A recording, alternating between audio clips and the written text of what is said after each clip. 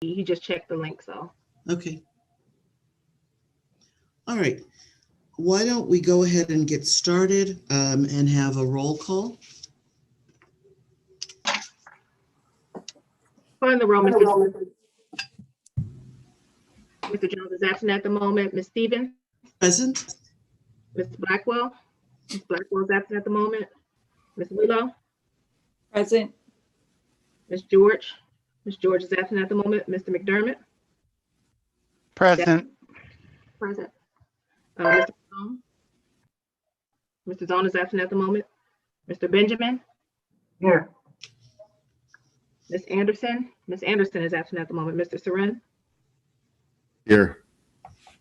We don't have a quorum. Also like the record to reflect that Councilman Miller is also in attendance. Thank you, everyone who's here to get us started. The first thing on our, do we have any public comment, Ashley?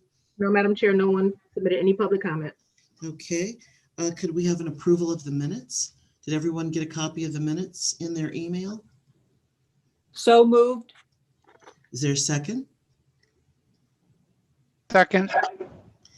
Frank, are you representing Matt Zone today, or will Matt be joining us? You know, I thought that Matt was joining us until it may be that he's not going to be here at all, but I thought he was going to be here for part of the time and that I was going to continue. So Okay. if he's not here, let's assume that I am. His attendance bring us into quorum. Oh, I'm sorry. I see Mayor Blackwell's face. Mayor, with those two, does that bring us into quorum, Ashley? Yeah. I'm sorry. Okay. Excellent. If we could have an approval of did we have a second to those minutes? Yes. Oh, McDermott. Okay, then if all in favor, aye. Aye. Aye. Aye. Thank you. So we don't have any matters to refer to committee. So I'd like to go straight into discussion of this. I want to start at the very beginning. As Cuyahoga County decided to renew or to take out for bid or for responses to a proposal, its treasury services, that began the dialogue that culminated in us having some things that we wanted to see in community commitments from Key Bank, which is the lender we negotiated the agreement with. And it started out with staff in the Treasury Department with the treasurer. So I invited Chris Murray to begin the conversation with us today to talk about why they began to discuss the agreement, what the agreement commits them to, what they've responded to date, because he'll tell us the date that the agreement was actually signed on. And I also have Mr. Carter from the Development Department present so that he can talk about the kinds of things that he's seeing, because he and his staff are actually the boots on the ground in the community on behalf of Cuyahoga County. So Mr. Murray, if you would start the conversation today, please. Thank you, Councilwoman. I just have some brief information that I'd like to present to the subcommittee, and then I'm available for questions. Per procurement guidelines, the Treasury issued the RFP for banking services in June of 2019 and received 6 proposals: Key Bank, PNC, Huntington, JP Morgan, Chase, US Bank, and Dollar Bank. The RFPs were scored on the basis of criteria that was included in the RFP, including provider background, which I'll talk about briefly, banking services, corporate travel, procurement program, custodial services, and also pricing. This is a master agreement, and in county parlance, that means that we are combining multiple needs. In this case, we're combining the needs of the county for cash management functions, as well as duty-related travel and some of our procurement small dollar purchases. However, the overriding factor for the selection of Key Bank was their commitment and experience in meeting our cash management objectives. The community initiatives that are a focus of the subcommittee were added during negotiations but after the RFPs were scored and ranked. They were never incorporated into the RFP because those discussions, the RFP was already out before those discussions began, at least with my office. However, each bank was to provide their community lending measures per the RFP as discussed in the provider background. And these measures were reviewed by Cleveland State and provided to the county for review as part of the background score. Key Bank was the obvious winner. JP Morgan Chase was second. PNC was third, and Huntington was fourth. As a rule, and with cash management, at least with our county, we are actually working with more than just Key Bank. We actually have depository agreements with about 6 or 7 banks. We're currently working right now with 3 banks, including PNC and US Bank. Key, of course, as the main depositor, has the bulk of our business. But again, they are also assisting us with daily cash management functions that have to be performed. In terms of let me stop there and answer any questions if there are any. Okay, committee, do I have questions? Okay, one of the things I want to know, since I didn't see any hands, or you didn't use the hand notification available in the reactions from Zoom, is to understand in rating the banks, was the cash management services the only thing that CSU evaluated, or was their community commitment also evaluated? The only thing that CSU evaluated was a specific portion of the RFP asked for Community Reinvestment Act ratings and HMDA, or Home Mortgage Disclosure Act data for the previous 5 years. So CSU was tasked with reviewing that data and providing us their findings. The rest of the scores for other sections of the RFP was scored by myself and my management team. Okay. In looking at the HMDA data, did Key stay on the top of the HMDA data as well? Because my understanding was that those 2 evaluations were done separately, and they did lead in the cash management. Is it just my anecdotal information, or did they lead in the evaluation for the cash management as well as the HMDA data? Cleveland State, Madam Councilwoman, Cleveland State did not have any role in evaluating any other sections of the RFP other than the CRA data and the HMDA data. All right, so we did the, meaning Cuyahoga County, did the analysis for the cash management. That is correct. Okay. Next on my scribbles is, so we actually have cash on deposit with PNC, US Bank, and Key, but depository agreements with 3 other lenders that we don't actually have deposits in? That is correct. Just what we're doing in essence is providing ourselves some insurance. So in case of bank failure, we can easily move our cash into another one of the banks. As an example, we've got, I mentioned the 3 that we have, but we also in 2018 added Chemical Bank, Huntington, and JP Morgan Chase. So while we do not have any funds currently sitting in those banks, all it takes is communication from our office to move it, and we would in case of a bank failure. Now that has not happened. So we've never negotiated any type of community engagement type of activities with any of these banks other than what we did last year with Key. Is that correct? That is correct. We did not negotiate with other banks. We did have some discussions with PNC just to let them know what Key was agreeing to.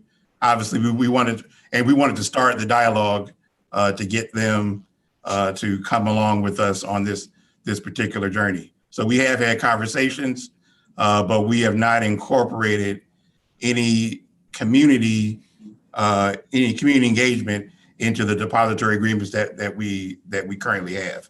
They end this year. Can you tell us what we currently have deposited with Key, US Bank, and PNC? Approximately. I will not hold you to the penny. Approximately.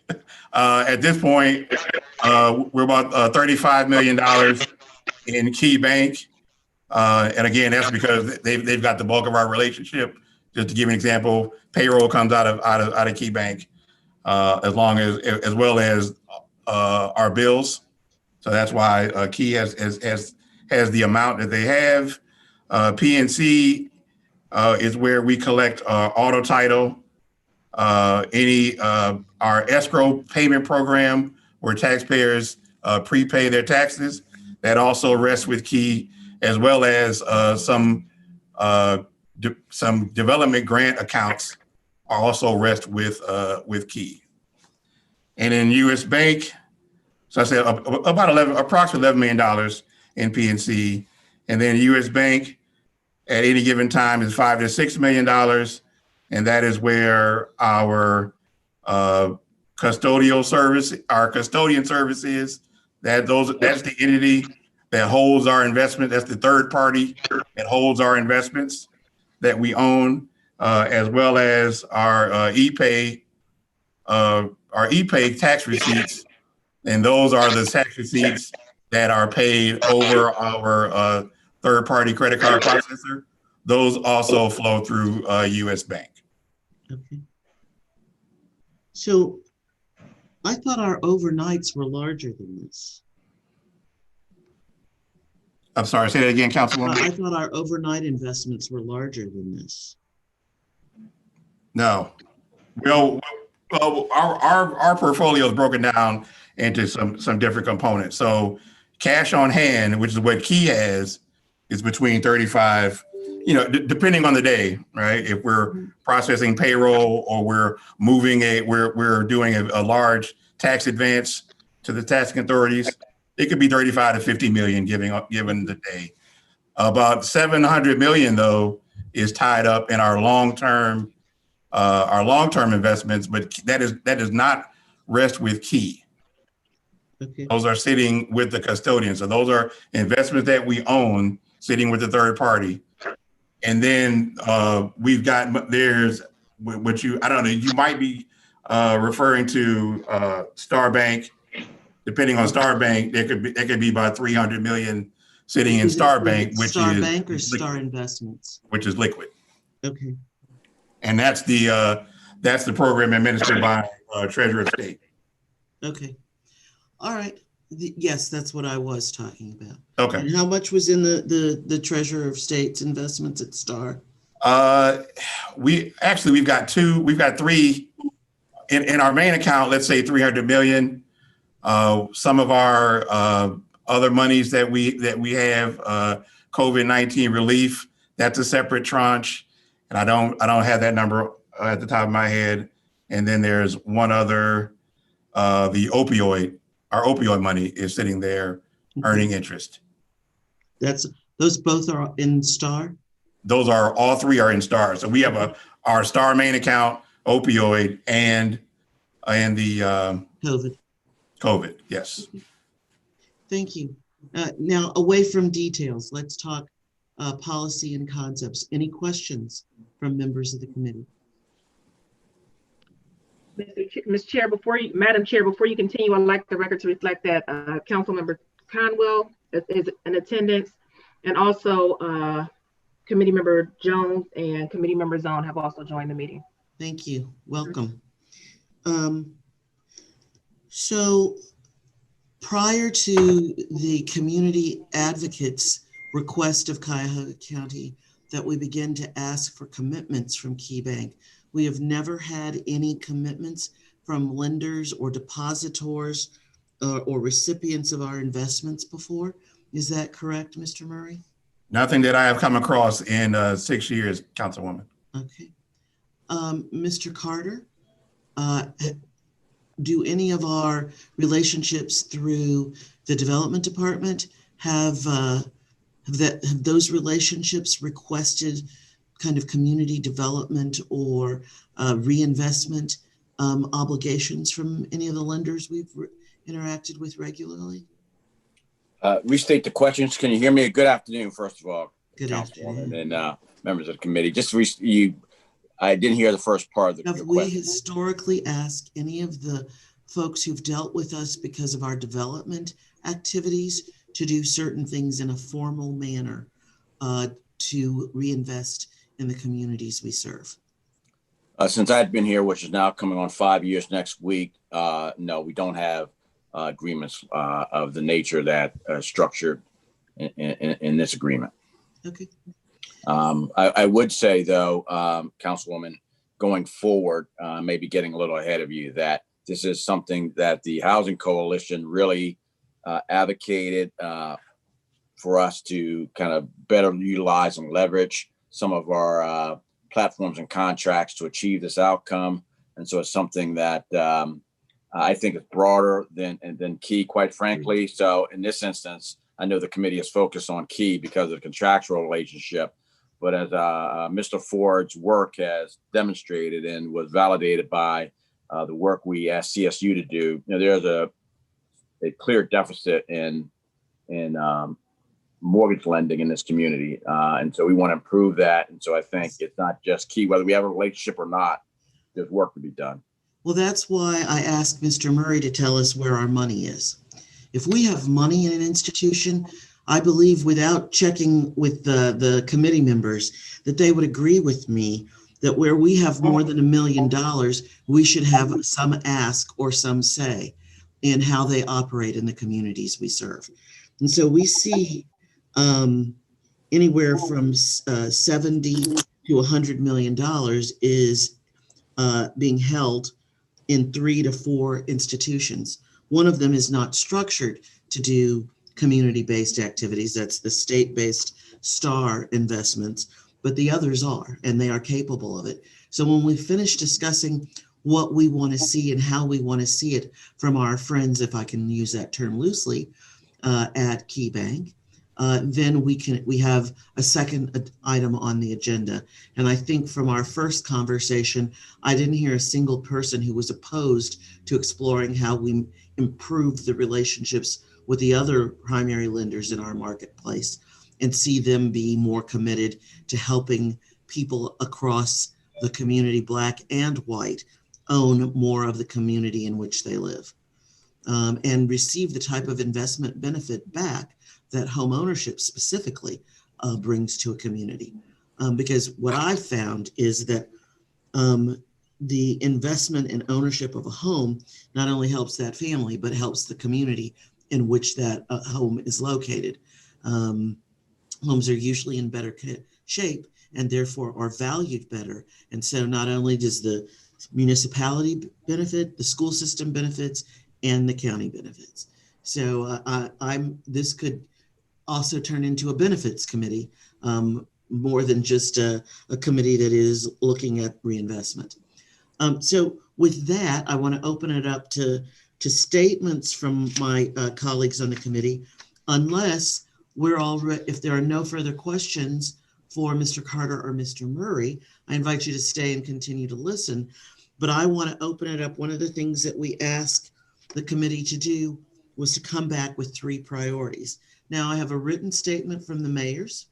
I have a summary statement from Barbara Anderson on behalf of the Greater Cleveland Reinvestment Coalition, but I know some members of our community are not a mayor and not a member of the coalition. So I'd like to hear your 3 priorities. Then we'll do the mayor's summary and the coalition summary. And Frank, if I could get you to wait until last, because, okay, this is a bias. I always know that Frank has done his homework and maybe somebody else's homework. So we'll let him have the last word because he usually has plenty of last words. Right, Frank? I'm happy to wait. Because you have more than 2 or 3 words, right? Well, I'll try to be reasonable about it. Okay. Okay. Madam Chair, Who's first up? Madam Chair, actually, this is Khalil. Before we continue, I did have a quick question for Mr. Murray. Okay.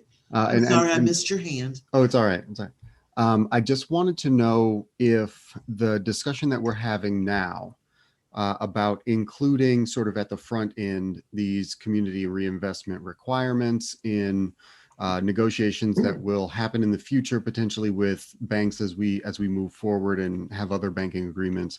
How do you anticipate that affecting the work that you have to do in negotiating these agreements with the banks? Good question. Very good question, Khalil. As we're talking, I'm looking over at the Uniform Depository Act, which governs bank deposit agreements, and so I'm asking myself those very same questions now. Can we?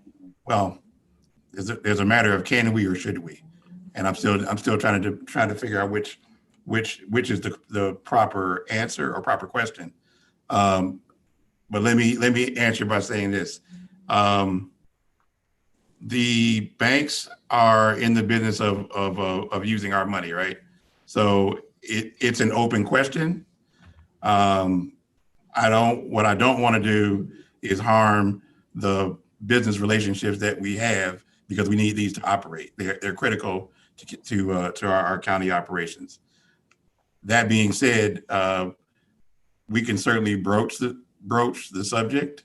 Again, we've got some well, $8 to $10 million in one bank and 3 to 5 in another at any given time. And we also have other banks, which at this point we don't have any funds in at all. So it's still an open question. I have to determine what are my guardrails as far as depository agreements moving forward. And I'm sure I'm going to be having some discussions with the law department about that same fact. So in addition to the Uniform Depository Act, there's the Community Reinvestment Act. And so I would not expect you to be fully informed of all the changes that have been discussed recently at the congressional level. But I do hope that Mr. Carter has been reviewing at least some of the things that I've been reviewing. So that has some additional room for discussions in it under the CRA. Are all of the lenders that were mentioned previously, Ted, Chemical, Huntington, JP Chase, PNC, and US Bank subject to CRA? Councilwoman Stevens, my guess is yes, but let me get back to you with a definitive answer. My assumption is yes, that they are because they're federally regulated, and so that, as you well know, extends to them. But I'd want to double check that. So if they are subject to both acts, then we should have some wiggle room. We won't be able to do everything we want naturally, but we should have some discussion room with each of those lenders. So we will depend on you, Mr. Murray, Mr. Carter, and with some help from Mr. Sarin and Ashley on where we have room to move before we get to that discussion, because today's discussion is going to focus on key. So that was a great question, Khalil. I was going to save it till later, but you brought it up now, and that's wonderful. But let me go ahead. Excuse me, Councilwoman, just to say one final thing from my perspective, because Mr. Murray and I and the exec have really had a lot of discussions around this. And, there's always this balancing act, but the executive really wants us to be as aggressive as possible. So even under the aegis of the CRA, I think Mr. Ford can speak to this, there's still more room to improve across these banks, right? So none of the banks is doing an excellent job. He can speak to the specific ratings that they've earned because he's analyzed it comprehensively. And so our thought is and I think we did this with Key, to get the best to satisfy Mr. Murray's operational requirements, but also encourage all through both our contracting process to the extent we can going forward. And in this case, the requirement was not, the community component was not in the RFP. So we should certainly evaluate that and work with the banks, with the coalition to encourage them to do more. So we're in the process of having those discussions. And so the advocates, our partnership with the Housing Coalition, can help achieve that. And so this is something that we'll be looking at in 2021. Okey doke. Other comments? Madam Chairwoman, Yes, Mark. just as a note of reference too, I can't find the date of it, but the Federal Reserve is actually holding an event. Maybe somebody else knows the date. Is it the 20th? Yeah, and it's to update and have a conversation around proposed changes to the Community Reinvestment Act too. Thank you. So for some reason, next week is in my head for that. But I don't see it on my own calendar. I think I just saw that as an email that came through. I will find it and get it to Ashley. Okay, thank you. Yes. Councilwoman, Yes, just to put some guardrails around some of these discussions, I have to have a new depository agreement signed and approved by council by August 23rd of this year. so if we're going to have new suggestions, we need to have them sooner rather than later. Is that what you're saying, Mr. Murray? That is correct. What's a good sooner for you? April 1st? Yes. By then I will I will have put this collection to bed, and April 1st is great. That would allow you time to include some elements from this committee in your request for It proposals? would certainly give me time to start the conversation. Okay.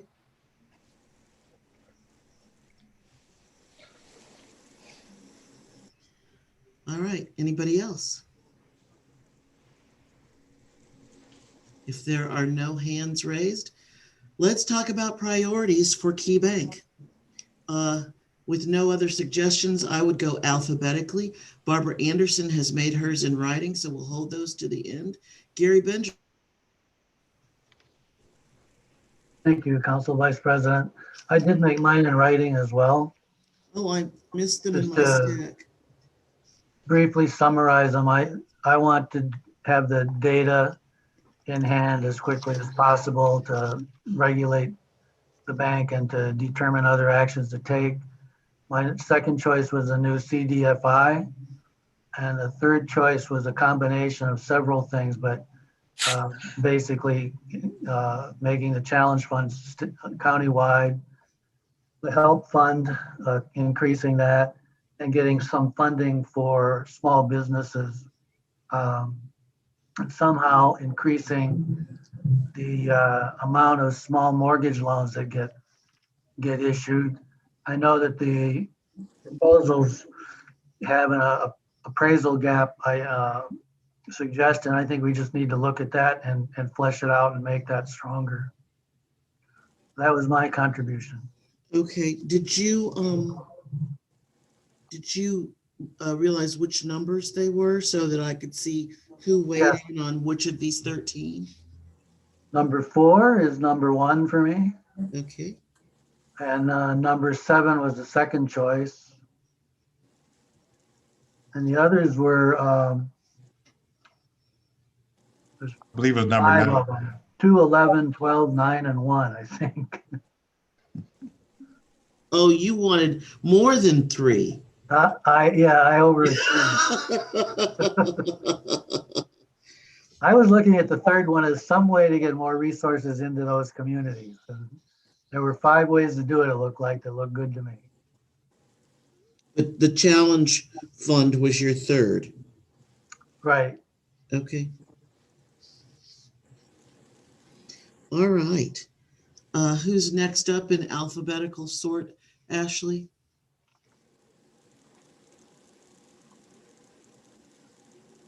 Blackwell. But she also submitted hers with the letter. With the mayors. Okay. Yes, And that is correct. It's all expressed in the letter presented by Okay. Mayor Georgine Wheelo on behalf of myself and Mayor George. Thank you. okay, if you'll hold on just a second, we'll get to them last. Ashley, who's next after Mayor Blackwell? It'd be George, then Jones. Councilman, did you have some recommendations? Okay, he must have, there he is. Thank you, Councilwoman. Could you repeat the question? Of the community commitments, I ask everyone to give me their top 3 priorities today. And we sent them out again in the package. So that the last page of what we emailed. So there are 13 options. We asked that everybody pick their top 3 and tell us about that. So we could kind of, due to numeric numbers, figure out where the priorities for the committee were in what we're looking at is for the commitments. Excellent. Well, again, I would like to hear from each one of the members of the committee. Okay, that's fine. So Sally's with Mayor Wheelo.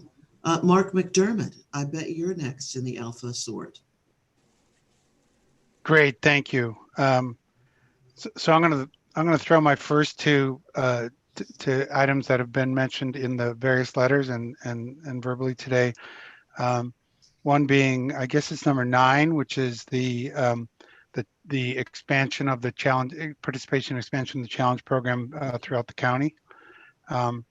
Second being this issue of small mortgage loans, and I believe that's a combination of 1 and 7, because that is what the new CDFI at CHN would be focused on. But the points brought up in number 1 are also very useful. And then thirdly, and I haven't heard anybody mention this, but this affordable, number 10, the affordable alternative to payday check cashing operations would be an amazing breakthrough. It's not out there. I don't know that Keep Bank will do it on its own, but to have a bank participate in some partnership that's going to be able to make these kind of loans affordable, which we still need, even though the state passed, Payday so-called lending prohibition legislation a long time ago. These guys are so weaselly, they get around it, and they just rip people off left and right. So I love number 10. They also had ends with the legislature, which allowed them to weasel around, to use your verb, around the laws that were created by the balance of the legislature. I won't put them in the same category as First Energy, I'm sure, but I'll put them in that basket. Okay. Mr. Seren, did you have? I did, yeah. I think the CDFI was going to be one of my priorities, but I decided to remove that just because I believe that is sort of ongoing and is happening already. So I wanted to remove that. I did think that the appraisal gap, number 1, was extremely important. I thought extending the challenge program, number 9, was also important. And I think maybe the way that it's phrased might be a little bit less robust than I would prefer, but I believe that number 13, the financial literacy programming, is something that's foundational. And I think that it could be combined with some of the other educational programs that we have that we're supporting at the county. There are people that are at risk that are not receiving this kind of education, not receiving it sort of informally through family or experience. And so having something formal added to even school curriculums or mentorship curriculums could be something that we get assistance from Key on. So I think that those 3, number 1, number 9, and number 13 would be my priorities. Okay. I think the next, Mr. Zone, did you have some comments separate from Frank's. Well, Frank and I talked. I think my ranking will kind of comport with what Frank is going to report out, but I would rank mine in this order: 9, 1, and 4. Hold on a second, I'm slow. Number 9, number 1, and number 4. I just want to speak a little bit on number 4. It's my understanding that a lot of this data is available and in late spring, and that this actually doesn't get published until August or September. And so we need to find a way to have almost real-time performance data being shared so it can be evaluated and the county can make proper decisions moving forward. Ted, is receipt and analysis of the data something that your shop can help us with? Yes, Councilwoman. Yes. Excellent. I'm writing a note to myself.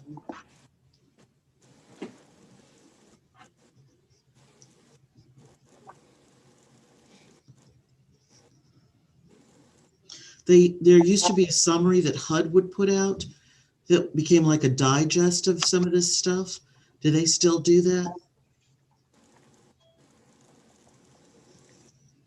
Do you know, Ted? I don't know, Frank? Council. Okay. Frank or Mark might know.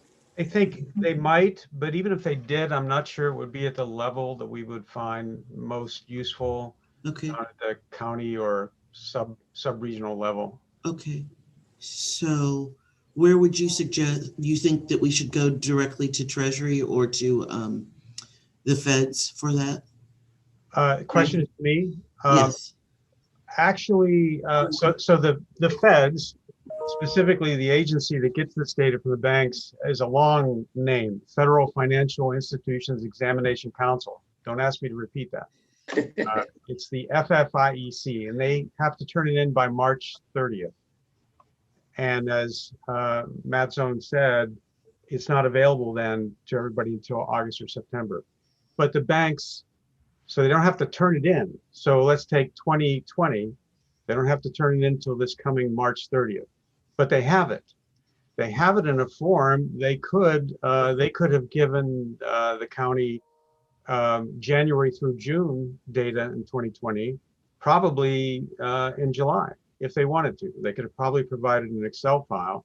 They could have labeled it draft or whatever. But I think that's the kind of thing that I know that when Gary was talking about having data in more real time, that's the thing that would make a difference. Because if you had, for example, the first 6 months of 2020, and we'd had it last July, and we were collectively looking at it and saw something that troubled us, we could bring it right to KeyBank's attention before they finished 2020's calendar year, and they could make some adjustment.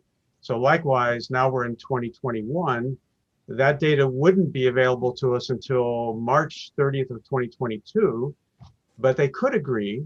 I don't think there's anything that prevents them from agreeing to give us the first half of 2021, for example, in July of 2021. Okay. I mean, a quarterly might be a little too much, but I mean, I suppose you could even ask for it there. Well, we can ask and see what they're willing to do. Yeah. Yes. Ted, do you have contacts with that group? With You have a bunch of contacts everywhere. with Key And as we both know, several people we are friends with personally, they're part of the musical chairs in Washington right now. So yeah. We certainly. I don't know how the committee is conducting its business, but if you pass a resolution giving us as a public-private committee directing us to do that, happy to make that request formally and push them to see, because I think we're particularly coming out of this COVID environment, and we all saw the recent article in the New York Times on the housing market and community distress. So having a clear strategy on the other side of this as it winds down is critical. So happy to do that. In addition to the New York Times article, I believe some of Mark's, the senior folks at Enterprise, have made a specific commitment, like with some of their partners, the Equitable Path. I've got a printout from NeighborWorks America that has led me to on my to-do list is reading about a $3.5 billion initiative that Enterprise is taking the lead on for more housing in predominantly minority communities and leadership that is held by minorities on those committee in the nonprofit and small business world. Am I remembering that correctly, Mark? From my on my to-do reading list. Thank you, Councilwoman. That's the one.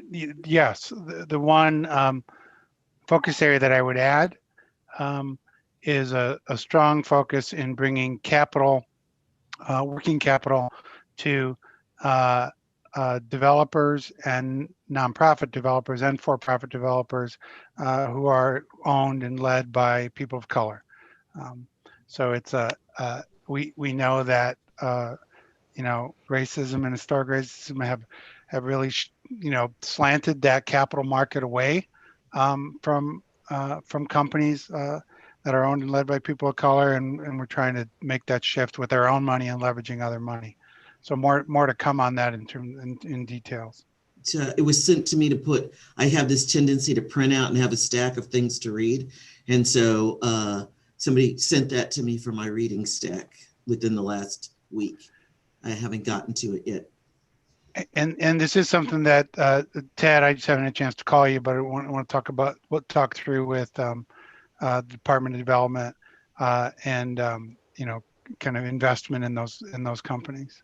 Yep, that'd be. I think now's the time to raise that, Mark. So if you send that email to me, I'd be happy to look at it. And I won't be at our meeting tomorrow. I'll be out, so Paul will lead that particular meeting. But yeah, let's set something else up on this topic. Okay. So we are to Barbara Anderson's comments and then the mayor's comments. Let's see. Frank, did you receive Barbara's comments too? Well, actually, I conveyed them. Okay, that's why I'm thinking you saw them too. So we'll let you do hers and your own. Which mayor is going to give us their priorities? Mayor Wheelo, is that you, or Mayor Blackwell? Is that? I can start and then have Mayor Blackwell, jump in, and or Sally Martin. Unfortunately, Mayor George has a standing meeting, so she could not hop on today at 2. So I know all of you received our letter. We feel very strongly that if Key made these 13 commitments to this community, then it's the board's task to monitor their compliance with their banking services agreement, because we know firsthand that our communities need exactly what these steps they're supposed to be taking. Also, mostly, when we sat down and talked, we really need some kind of a housing dashboard.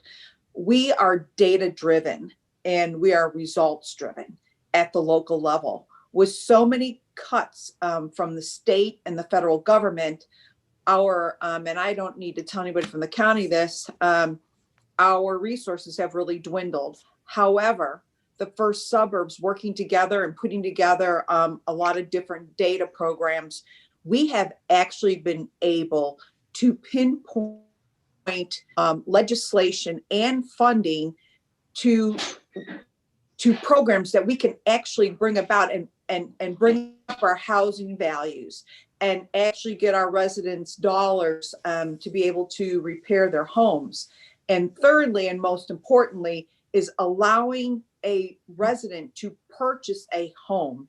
What we found, and Mayor Blackwell, if she wants to expound on this, or Sally Martin, is that the banks were not lending, pretty much anything under $200,000. And this is an actual travesty to our residents, because it forces them to continue to pay high rent when they can actually own a home. So we're really hoping that some kind of a dashboard will be brought forward that will have all the statistics, will have the tax delinquencies, will be able to monitor the health of our neighborhoods, because at the local level, our policy decisions are going to actually help spur, more income to the county because of our property values and the people that live there. And you guys know the mantra. So first is number 9, Key Bank will participate in the challenge program and extend it throughout the county. We feel that this is critical. Capital for home repair lending is critical to our communities like ours. With all the aging housing stock, remember, Cuyahoga County is going to be the first built out county in the state of Ohio, and it's not that many years away.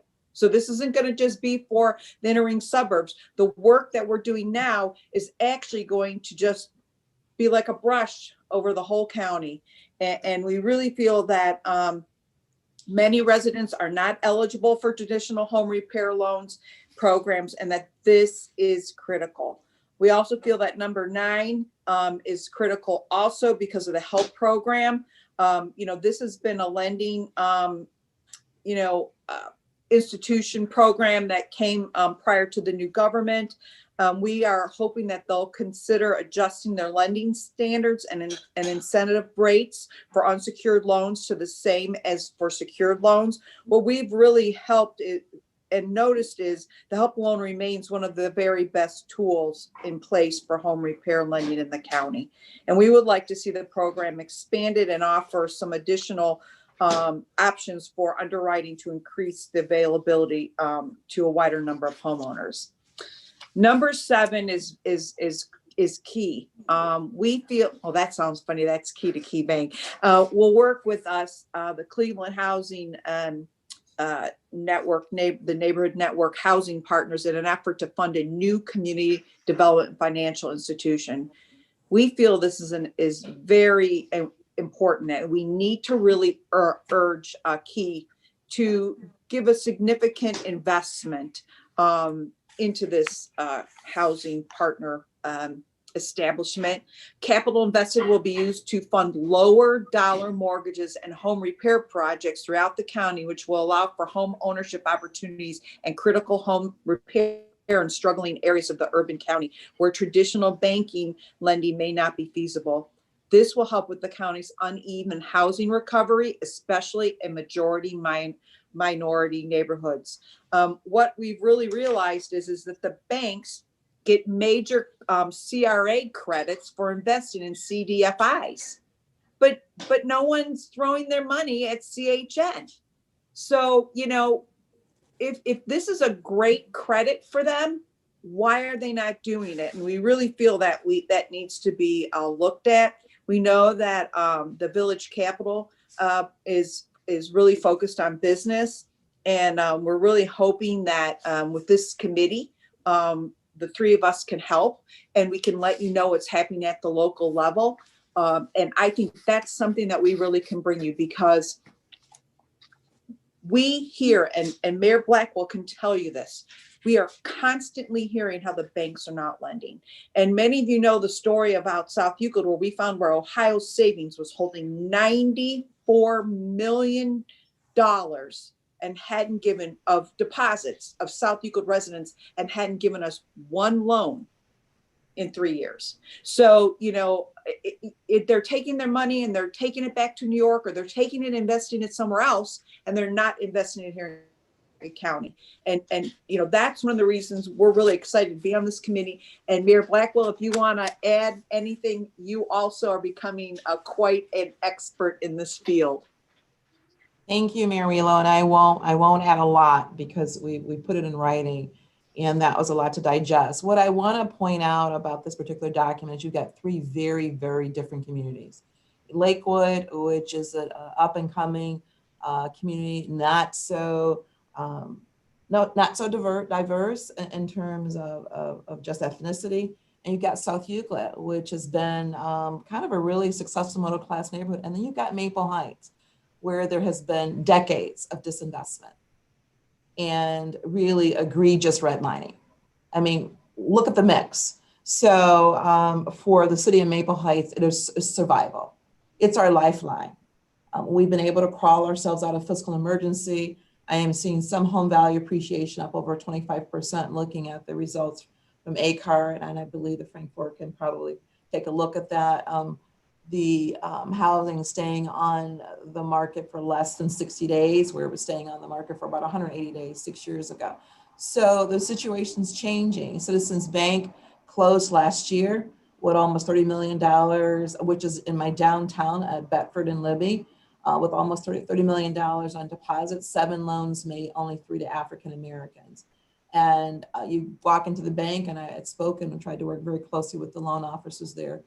And there was just loud music and people socializing. They weren't even reaching out to the neighbors. There were no outreach programs. You did not see the management staff outside of their cubicles. So what I think is unique, in closing again, is the diversity of the mayors who have gotten together. I am not Lakewood. I'm not even South Euclid, but this is a chance for banks to really right a wrong. And that began with the 2 homes that we were able to put over in District 5, President's Row, where historically that's the only place that blacks could live. So, you know, we're making a lot of deposits, and our main account is at Key Bank. You know, anyone that's in business wants an ROI. They want a return on their investment. So in closing, this letter is about an ROI, and I am the champion of Maple Heights. I want investment in Maple Heights for the years that we have stood by these banks. Our payroll checks are deposited, our credit cards, we finance our auto loans, and all we're asking for, which is very, very helpful in the city of Maple Heights, is really CHN, which has really been our lifeline, and just really taking a look at standards for lending and incentive rates for unsecured loans. That's how we're going to truly come back. We're on our way back. A little help restores a community of 23,000 people that deserve a lot better than they've gotten for over 2 decades. So I just want to bring the humanity to this document. That's what this document's about. That's why the 3 very, very diverse communities and very passionate mayors got together to tell our individual stories. There's not a paintbrush. I know what you said, Georgie, but there's not a paintbrush that's gonna, and that's not what she meant. I just wanna, that's gonna fix it all. Maple Heights needs are very different, but what we're all championing for is making loans to people that are hardworking and that deserve, that want to reinvest and back in their homes. And the last thing, for many people, Maple Heights is good as it gets. As good as it gets. They can't move to the new big development where homes start at 250. So this is as good as it gets for someone who's making their payments and being the best as they can be. Let's help them. That's the champion that I am trying to be. And I think I can do that on this committee. Thank you. Thank you, Mayor. When Council President and I sat down about 4 to 6 months ago to decide who we would invite to participate in this committee, we thought about the 3 mayors who are represented here today first and foremost. You're mayors, but you're not alike in who you represent, except for all 3 mayors are very committed to their communities. We wanted the diversity that you bring to the table in ethnicity and in background, educational background, but we wanted the unifying factor to be your commitment and your love for your individual communities. And so I think we got that. I just thought you'd have your top 3 for me. Little did I realize that you would have it in writing and to us early. So of course, you know, I'm completely biased to the 3 of y'all, having been a member of the sorority of mayors. And I hope you don't terminate me just because I moved on. But thank you, that it is incredible insight. And now we go to the person who forms kind of a scholarly and a data king role for us, and that is Frank Ford. He'll share with us what Barbara Anderson said on behalf of the party that she represents. And then, since you are really the king of data among the people at the table today, Frank, tell us what you thought. So, and I guess I am wearing a couple of hats today because I am with Matt with Western Reserve Land Conservancy, and I want to concur with exactly the 3 things that Matt came up with. Those are the 3 that he and I discussed, which was again the number 1, loans, low value loans, 50,000 or less. Then there was the data, number 4, and number 9, the challenge loan fund. Then with regard to Barbara, I am a member of the Greater Cleveland Reinvestment Coalition. And although I'm not here officially for that, that's what Barbara is. But today, Barbara has asked me, because of her circumstances, to convey the letter. And I think, and actually Sally's the chair of the executive committee of GCRC, so Sally can weigh in. But I'll go through what the letter said. So the first thing is, we did want to point out something. In addition to the top 3 priority, we wanted to suggest that it seemed to us that the individual 13 items, many of them lacked clarity and as to what were they actually saying. And we thought that maybe it would be useful to have someone from KeyBank come and speak to the subcommittee, review each of the 13 and flesh them out further, and maybe try to reach what are the objectives, the measurable objectives, and how is progress going to be measured. That was just a general thought. And in the second paragraph of this letter, we actually give an example of why is there some lack of clarity. And let's take the very first one, which I think everyone looks at the $50,000 number in number 1. And many people on this Zoom meeting have heard discussions about concerns about banks not willing to make low dollar loans. And $50,000 is somewhat arbitrary. It could have probably been pegged at 70 or 75. But for the sake of discussion, let's use the 50. So the number 1 says issues with $50,000 loans because the property doesn't appraise for that purchase price, or for the purchase price.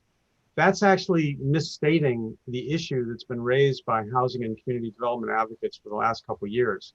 It is inclusive of that reason, but there are 3 other reasons that most often get raised. The first one is loan officers are typically paid by commission, and they're not really induced or drawn to want to work on a $45,000 loan. They'd much prefer to work on a $300,000 loan, $250,000 loan in the suburbs, the outer suburbs. So that's a big issue, which really is one of the reasons why I think number 1, as an example, needs to be fleshed out further with KeyBank, or we could miss something here. The second issue that's often raised with low dollar loans is that the fees, when you have a $45,000 loan, there may be tacked onto it fees that are standard bank fees that would be the same fees that might be on a $100,000, $150,000 loan. Although some fees are pegged to the value of the loan, but not all of them.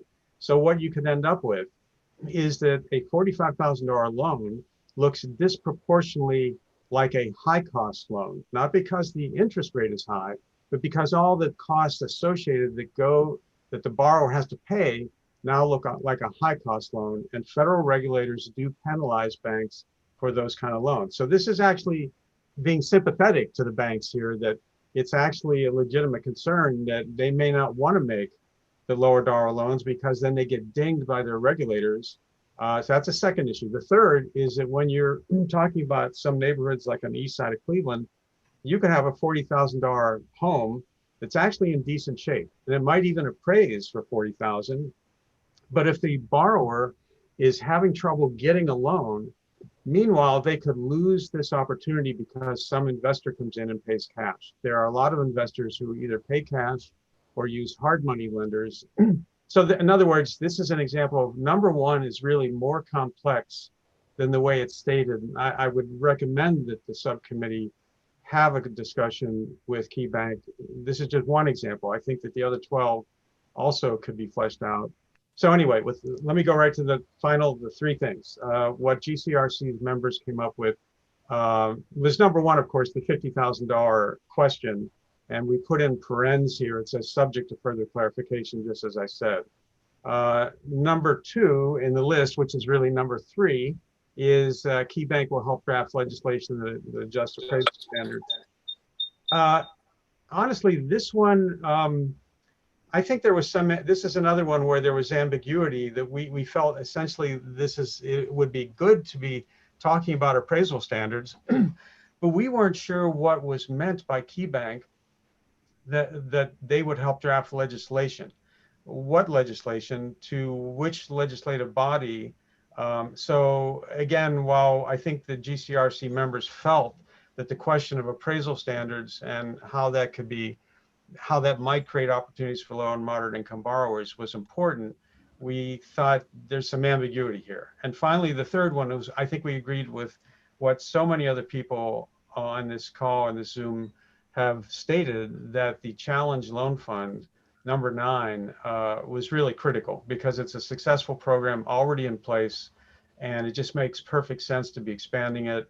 And it was a key bank program to begin with. So anyway, and I think you asked me, Cheryl, you asked me a more broader question about data. Did you remind me what you asked at the very end? I asked about analyzing the data, and one of the things that Mayor Wheelo brought up was creating a dashboard. Oh, right. And so since you play with data even more than I do, and I'm a little crazed with it, I wanted your help in working with our staff to formulate something. Sure. Well, I will say this, that so I think what the members of this group are maybe most familiar with the recent research I did on bank lending, but that's actually something that I've added on more lately. What I've been doing for the last 4 years is producing an annual housing trends report that I guess you could call it a dashboard. I actually never did, but it tracks things that you probably want in a dashboard. It tracks mortgage delinquency, mortgage foreclosure, tax delinquency, tax foreclosure, property abandonment, property vacancy, home sale price, and finally, access to home mortgage, home repair, and home purchase. Those are key elements, I think, if you want to track housing market health. Do you do it across a broad market, or do you do it for individual municipalities? Actually, I've done it. I don't just do any of this for just Cuyahoga County at the 20,000 foot level, because it's been my belief, and the reason I started it was that I felt that until you get down to a Cleveland neighborhood level or a suburban level, you're really not getting a good picture of what's going on. If you just look at the 20,000 foot level, you'd say, well, you know, we're doing fine. Well, we're doing relatively fine. But then when you look at Garfield and Maple Heights, and you look at Glenville, and then you start to say, okay, yeah, there are issues here that we need to pay attention to. So that's why I've done it that way. So if you could send Ashley one so she could send it around, and then maybe Khalil and I could chat with you about what we might want to see in a format that's geared toward this committee, that would be great. Yeah, and it could be, the report will be more like a narrative with charts and graphs, but it could be structured more as like a dashboard. That's what I want to see. I want to see a very concise dashboard that has some very key factors in it that we could look and see, that's great, or, oh no, that's not acceptable. Well, I'll send it to Ashley, and then you can tell me after you see it how you would envision tweaking it. That would be great. Okay. Okay. So we have gotten through priorities. I will tell you that I kept track, and the one that received the most votes was number 9. I think everybody voted for number 9. Key Bank will participate in the challenge program and extend it throughout the county. Ashley, if you were keeping track with me, do you agree that we had, when you add the 3 mayors' votes in, it looks like that we're at 9 or 10? Yes, correct. And then next would probably have been the data. I think a majority of folks want the data to be more understandable and more frequent. And then I believe it was the CDFI that was probably next. Correct. So that's in a visual quick through, those are the top 3 priorities that came from where we were talking in the last 45 minutes. But I want to move on, and I don't like to keep you more than an hour. So if we could quickly focus on, and we'll have to do it next time because I've never known a group to be able to develop a mission in 2 to 3 minutes. Even when they're in major agreement like we are. That Madam is, Chairman, yes. Madam Chair, this is Matt Zone. Sorry, I'm being pulled out into another meeting, but I did want to share some good news with the committee. Some of you may be aware, our Senator Sherrod Brown is going to be the next chairman of the Senate Banking Committee. And he has set a pretty laser focused agenda where he's going to be focusing on banking services for low-income Americans. So I would consider us getting maybe him or representatives from his office on our agenda at a future meeting. I am with you. I have already talked with John Ryan. I meant to talk with later today with my colleague, the council president. Mr. Jones, John Ryan is going to facilitate either a conversation directly with the senator or his chief of staff for us in the next 2 weeks. I just got word from him on that. So I am with you on that, Mr. Zone. We do need that conversation, and not many counties or cities actually have already started having this conversation. So we can share with him our priorities as we're developing them. And unless you have a better name than John. Matt?